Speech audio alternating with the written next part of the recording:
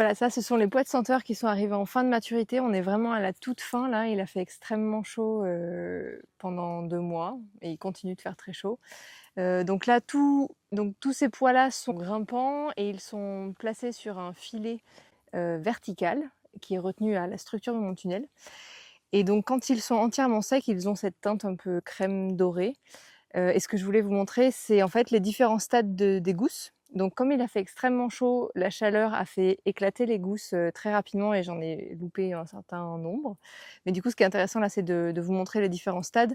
Donc ce qu'on voit, c'est qu'il y a encore des tiges qui sont vertes. Donc celles-ci, c'était les dernières fleurs à éclore et à être pollinisées, puis à donner une gousse dans lesquelles se forment les graines. Donc ça marche comme les petits pois en fait en définitive, sauf que les pois de senteur sont toxiques, donc il faut faire attention aux graines. À ce stade-là, on ne peut pas encore les récolter. À ce stade-là, c'est le bon stade. Donc je vais vous montrer comment c'est à l'intérieur. Et ce qu'on voit là à côté, en fait, c'est une fois que la gousse est suffisamment sèche, elle se tourne comme ça sur elle-même et elle éclate. Et les graines sont dispersées partout dans l'espace. Donc j'en ai aussi énormément dans mes passages. Et donc après, ça se présente de la même façon qu'une gousse de petits pois classique. Et on les retrouve voilà, accrochés. Le nombre est variable et la quantité de graines par gousse aussi est variable. C'est aussi en fonction de la variété. J'ai des variétés que j'aime beaucoup qui produisent très peu de graines. Donc du coup, c'est un peu rageant. Mais du coup, c'est variable d'une variété à l'autre. Et ce qu'on voit là aussi en partie basse, qui peut être intéressant, c'est mon engrais vert, parce qu'en fait, je plante. Donc moi, c'est semé en septembre-octobre. En général, juste avant la culture du pois, il y a eu une culture d'engrais vert. Donc là, ce qu'on voit, c'est du sarrasin. Et en fait, les graines ont... Donc j'ai couché le sarrasin. Évidemment, certains étaient montés en graines. Donc ce qu'on revoit, en fait, c'est les pousses de cette année qui ont germé des graines de l'an dernier. Et donc en fait, ça fait un paillis naturel pour faire pousser les pois, puisqu'ils vont grandir tout l'hiver et ils vont commencer à fleurir en avril jusqu'à peu près mi-mai. Maintenant, c'est de plus en plus court parce qu'il a tendance à faire vraiment très chaud. Donc j'ai tendance à les décaler dans le temps et à le faire de plus en plus tôt. Je pense que je vais même essayer de commencer en septembre cette année pour essayer d'avoir des fleurs plus tôt parce que les pois détestent la chaleur et très vite ils s'arrêtent de fleurir. Donc là, ce qu'on voit, c'est assez intéressant en termes de rendu une fois que la culture est terminée. Il y a un peu tous les stades. Donc ce qu'on voit là, c'est les différents stades. Donc on voit bien que la gousse, quand elle est verte, les graines sont pas matures. Ce qui est assez intéressant à noter aussi, c'est que quand les gousses et les graines à l'intérieur sont vraiment mûres, donc il y a aussi cet effet de coque sèche très craquante qui éclate toute seule avec la chaleur, mais en général, le feuillage et toutes les gousses deviennent un peu graisseuses. Il y a comme une huile en surface et en général, à ce moment-là, la graine est bonne à récolter. Mais on le voit aussi visuellement, juste par l'effet un peu croustillant de l'ensemble. Et donc quand on choisit de récolter les graines de pois de senteur, ce qui est assez cool, c'est que les graines ne sont pas pollinisées vraiment par les insectes. Enfin, je veux dire, la variété à venir de l'an prochain ne va pas être une hybride de différentes variétés. Le pois s'auto-fertilise, on va dire, avant que l'insecte arrive. Ce qui fait que la graine que je récolte d'une variété, je suis certaine que l'année suivante, ce sera la même variété qui va revenir. Donc, ce que j'ai fait, c'est que comme moi, j'ai 18 mètres là de pois de senteur et j'ai pas plus de place, je laisse pas d'espace entre les variétés. Et comme les rames, les branchages ont tendance à beaucoup s'entremêler, c'est assez difficile de reconnaître qui est qui. Alors même s'il n'y a pas d'hybridation croisée, la problématique est de retrouver quelle variété est allée jusqu'où. Donc ce que je fais, c'est qu'en fin de saison, quand je vois que ça commence à devenir un peu brun en général, je commence à nommer les variétés. Donc je nomme les branches qui m'intéressent où je vois que les fleurs sont très belles. En général, on évite de cueillir des graines sur des pieds qui ont de l'oïdium ou qui ont des maladies, par exemple. Là, cette année, ça n'a pas du tout été le cas, donc c'était parfait. Donc j'ai commencé à noter plein de variétés qui m'intéressaient et dont je voulais vendre les graines. Et après, en fin de saison, quand j'arrive, je prends ma tige qui est concernée et tout ce qu'il y a au-dessus, je récupère les gousses. Et donc je sais que ma graine sera bien la variété que j'ai nommée sur mon étiquette.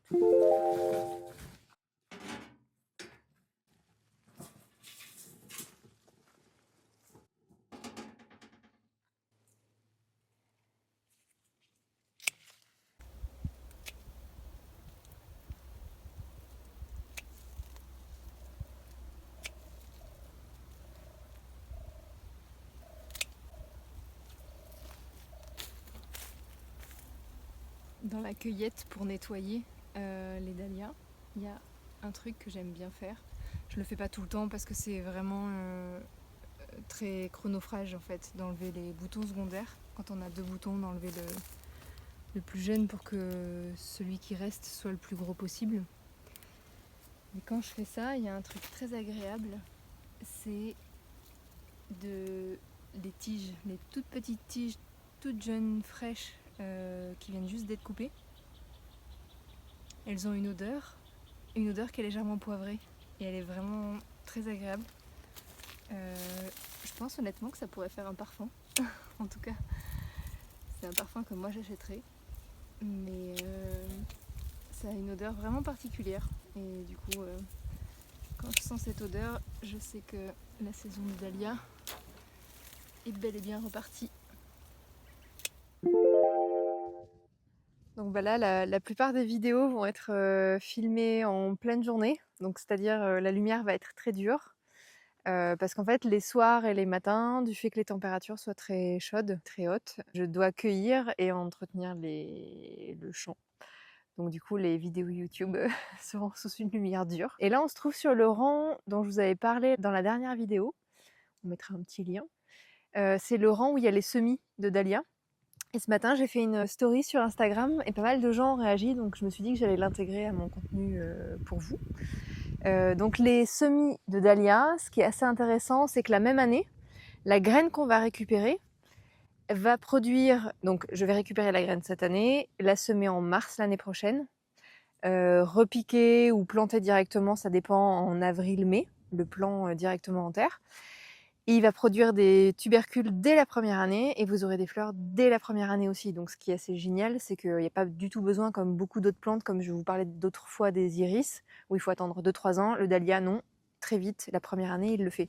Et donc ce qui est intéressant là, que je peux vous montrer, donc ça c'est le rang justement de variétés que j'ai soit moi hybridées, donc ça c'est un plant en l'occurrence qui a été hybridé par moi en 2022. Donc les graines ont été récupérées en 2022, je les ai semées en 2023. Et donc là, on est sur la 3e année où elles reviennent et elles sont justes, elles reviennent de la même manière qu'elles étaient en fleurs l'an dernier. Parce que quand on hybride une nouvelle variété, il faut être sûr que d'année en année, elles soient égales à elles-mêmes, parce qu'elles peuvent varier, elles sont en général plus fragiles. Donc là, on a un bouton, donc on peut parfois confondre un bouton qui va fleurir d'un bouton qui a fleuri. Donc là, ici, on a un bouton qui a fleuri. Donc là, ce qui nous aide à le voir, c'est que clairement, il reste encore des petits pétales secs. Donc on peut imaginer souvent quand c'est assez avancé qu'il n'y a plus les pétales et on a juste une forme qui est comme ça, assez simple. Mais ça, c'est quelque chose qui a déjà fleuri. Donc la forme est en ogive, elle est longue.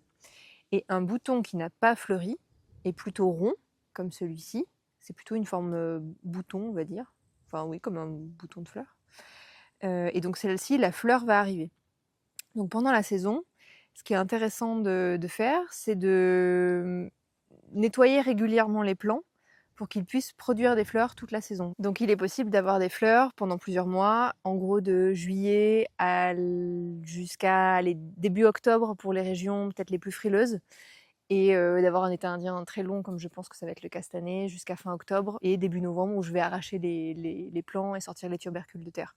Donc l'idée pour avoir très longtemps des fleurs, c'est de nettoyer les tiges.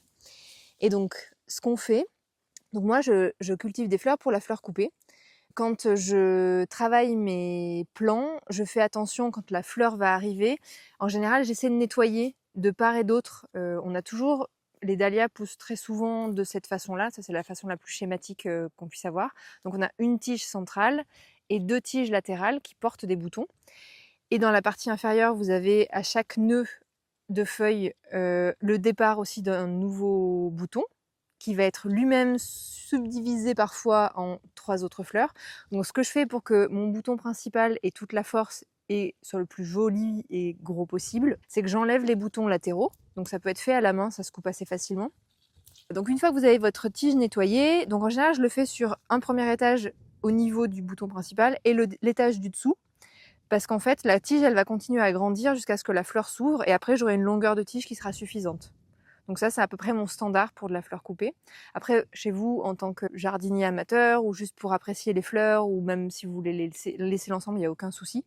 Mais si vous voulez les cueillir pour les avoir chez vous, pour avoir une tige un peu longue, ça c'est une technique assez intéressante. Et donc du coup, quand je viens nettoyer les fleurs qui sont déjà passées, parce qu'évidemment c'est assez rare de couper toutes les fleurs du champ, là on voit que j'avais déjà supprimé les boutons latéraux à cet étage-là et à l'étage du dessous. Donc quand je viens nettoyer ma tige, je la nettoie en entier jusqu'en bas. Ce qui fait que cette tige-là, qui aurait pu être ma tige de fleurs coupées, là en l'occurrence, c'est ce que je vais enlever pour soulager le plan. Parce que, en gros, le but d'une fleur, c'est de se reproduire. Enfin, d'un plant, c'est de se reproduire, donc via la fleur, de faire des graines. Et les graines, c'est ce qui utilise le plus d'énergie à la plante. C'est exactement ce qu'on disait sur les pivoines la dernière fois. Et donc, du coup, il faut supprimer ce qui est le plus gourmand dans le plant, c'est-à-dire les têtes fanées. Donc ça, je les supprime régulièrement. Et ça me permet d'avoir une facilité de cueillette aussi qui est assez intéressante. Selon les variétés, parfois l'espacement entre les boutons et le nombre de boutons sur la même tige est très important. Et ça, pour de la fleur coupée, c'est un peu compliqué. Donc là, par exemple, j'aurais certainement dû enlever tout ce qui était en périphérie pour pouvoir avoir une tige correcte. Parce que là, au final, c'est pas quelque chose que je vais pouvoir utiliser une fois que ça se sera fané. Alors, je vais peut-être laisser celui-ci parce que ça pourra fonctionner. Mais ce qui est bien aussi quand on enlève les boutons en périphérie pour avoir des belles tiges, c'est que ça évite un encombrement comme ça de plein de boutons secondaires au même endroit. Et du coup, ça permet au bouton principal d'être un peu mieux mis en valeur et d'être un peu plus gros. Donc là, ce que je vais faire, c'est enlever celui-ci qui est assez avancé. Je vais garder ça pour l'utiliser en fleurs coupées. Dans les autres contraintes liées à la chaleur, ce sont les insectes, parce que plus il fait chaud, plus la reproduction des insectes est très importante. Donc on peut voir là déjà, il y a beaucoup de feuilles qui sont mangées, qui sont abîmées à différents endroits par différentes choses. J'ai eu énormément de forficules en tout début de croissance des plants. Là, on peut voir que les fourmis aussi ont tellement... Alors je pense que c'est à la fois pour venir chercher le sucre et à la fois pour chercher un peu d'eau. En fait, elles attaquent les nervures des feuilles et du coup, ça les casse de cette façon-là.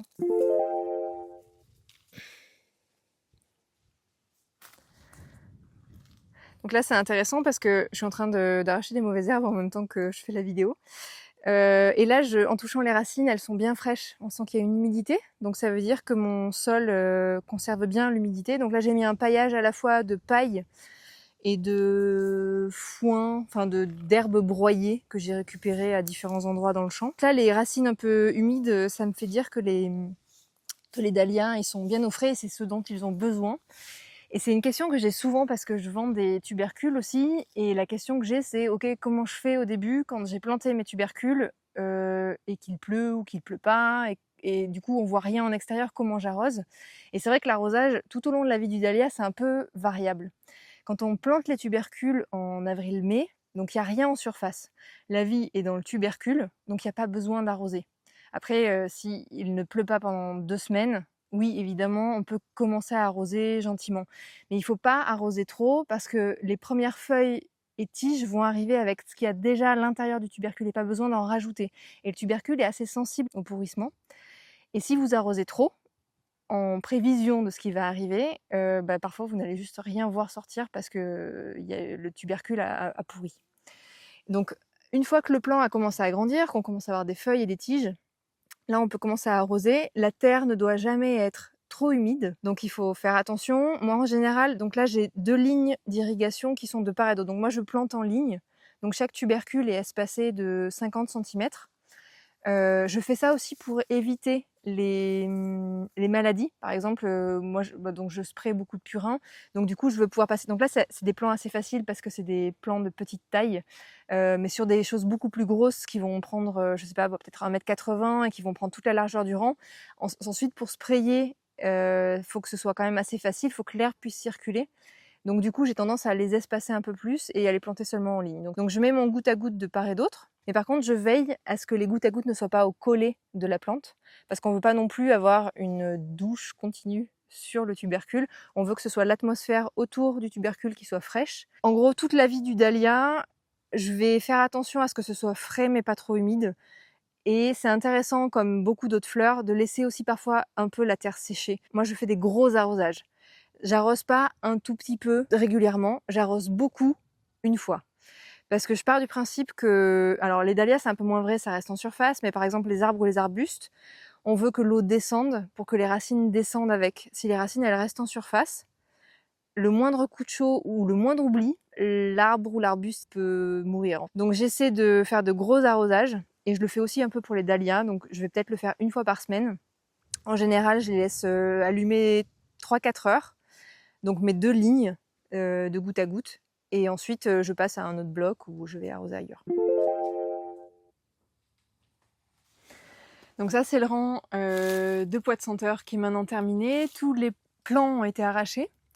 Et ce qui est assez intéressant quand on est en tunnel comme là et qu'on peut cultiver pendant assez longtemps dans la fin de saison, c'est d'avoir une dernière succession de semis d'annuels qu'on vient planter. Donc là, on est fin juillet, début août, qu'on vient planter en tunnel pour avoir des floraisons en septembre. Donc les cultures vont être protégées. Donc s'il y a un peu de fraîcheur qui revient ou de pluie, ce qu'on peut espérer vu la météo actuelle, les plantes seront protégées et j'aurai des cultures à utiliser en fin de saison qui soient des annuels.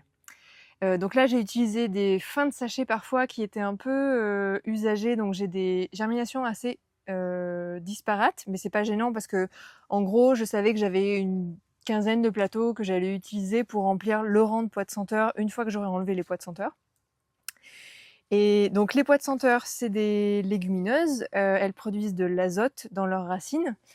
Et donc là, ce que je fais en fait, c'est que je couche mes pois de senteur, je les arrache, j'arrache toute la partie aérienne et je laisse souvent dans le sol les racines et donc la partie qui contient cet azote.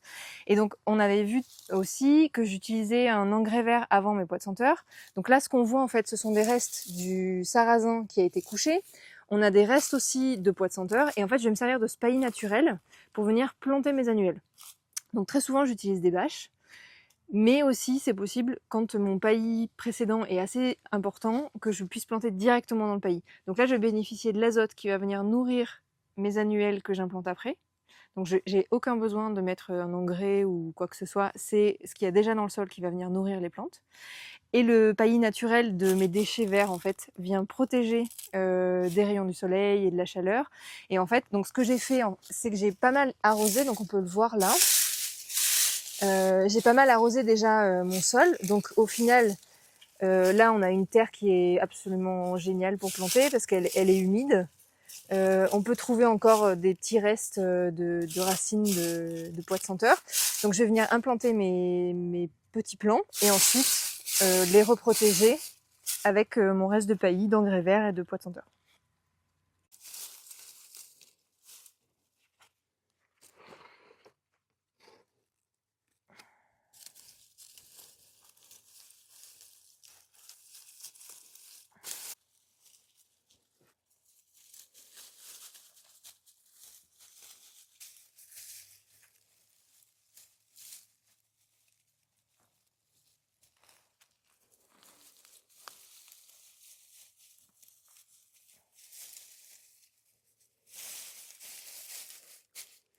Donc ce que je plante là, c'est des cultures à cycle court. Donc par exemple, je vais pas planter une annuelle qui va avoir besoin de 2 ou 3 mois avant de produire des fleurs et d'être exploitable. Donc là, c'est surtout des zinnias, de l'amarante, du calendula, j'ai un reste d'hibiscus aussi, de la célosie, quelques cosmos. Donc le but, c'est là, je plante en quinconce d'un espacement assez important parce que c'est des plantes qui prennent assez de volume toutes. Mais l'idée, c'est que elles vont normalement s'installer assez rapidement et fleurir assez rapidement aussi.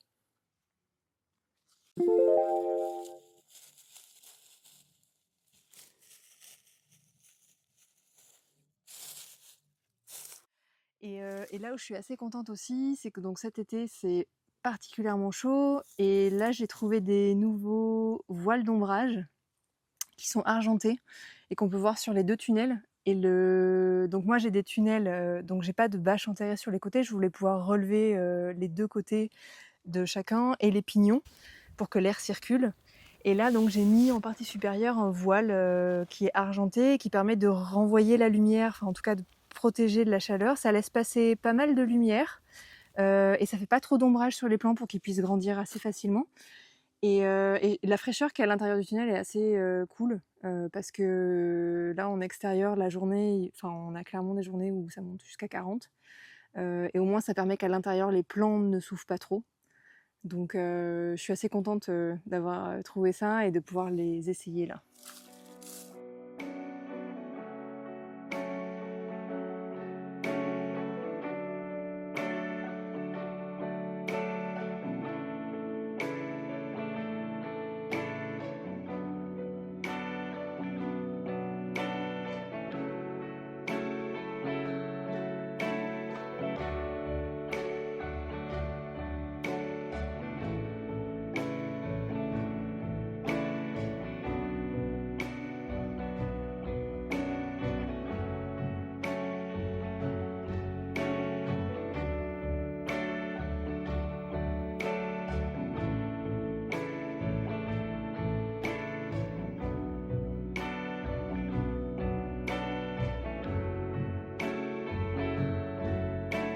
Si vous avez aimé cette vidéo et souhaitez soutenir ma chaîne, n'oubliez pas de liker, commenter ou partager et abonnez-vous pour suivre la ferme au fil des mois. À bientôt!